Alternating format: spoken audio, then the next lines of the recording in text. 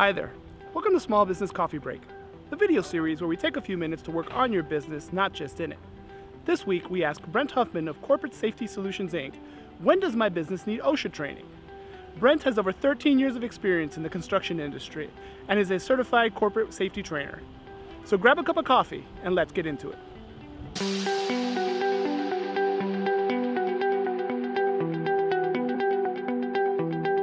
So Brent, talking about OSHA, I'm a small business, 7 employees, so what and when do I need to have OSHA training? So OSHA training, we can start off by discussing who OSHA covers. Okay. So OSHA doesn't cover the self-employed person, the one-person business. Okay.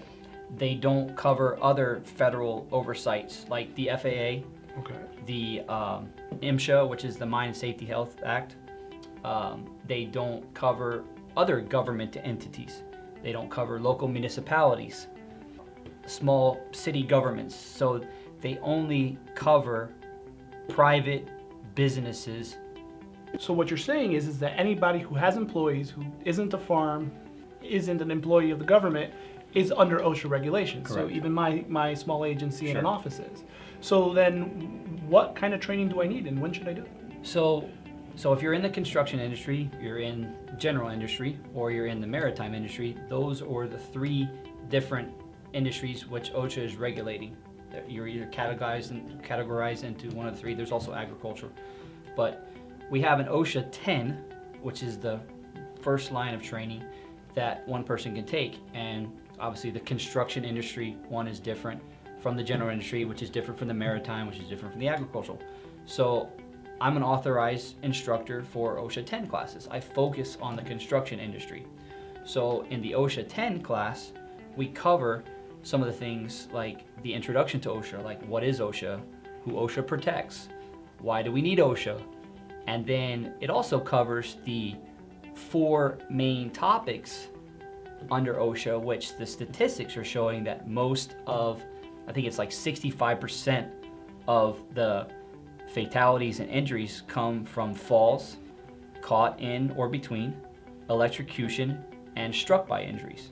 Wow, so 65% of all injuries are one of those 4 things. One of those 4 things. Wow. And I think now that I think about it, if I remember claims that have come in, I think they're pretty much all into one of those 4 things. It's funny when the statistics get involved, it gets clarified or simplified into, obviously struck could be a million different things.